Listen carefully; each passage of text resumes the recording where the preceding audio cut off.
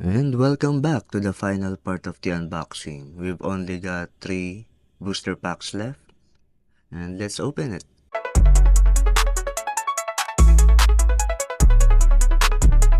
In the last video, hindi tayo nakakuha ng magagandang pulls, so hopefully makakuha tayo dito. QR, and we got Spinnerack, Hisuian Growlithe, Poliwag, Aipom, Aggron,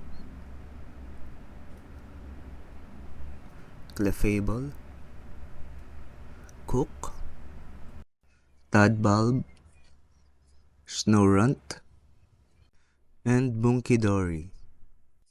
Munkidori is a dual-type Poison/Psychic legendary Pokemon also introduced in Gen 9. Let us now move on sa ating pangwalong booster pack.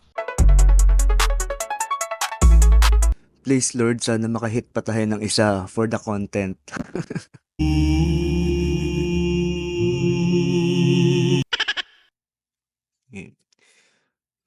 We got Darumaka, Corphish, Helioptile, Grookey, Palafin, Tatsugiri, Diplin, Reverse Hollow Shinx. Nakakuha tayo ng full art na Lyron. Thank you Lord Arceus. Dahil dito meron na tayong dalawang full art na IR cards. And we also got a Hisuian Arcanine.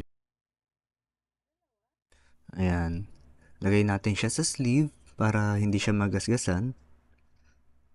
And ilagay natin siya for display.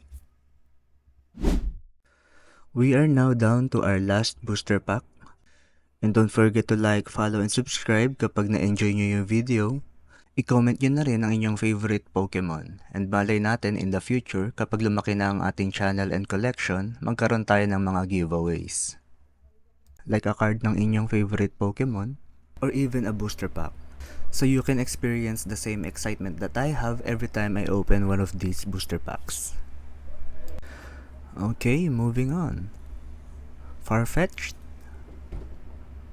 Torkoal, Kadabra, Hawlucha, Cook, Palafin, Tatsugiri, and this is a Hollow Brute Bonnet, Finizen, and a Hollow Teal Mask Ogerpon.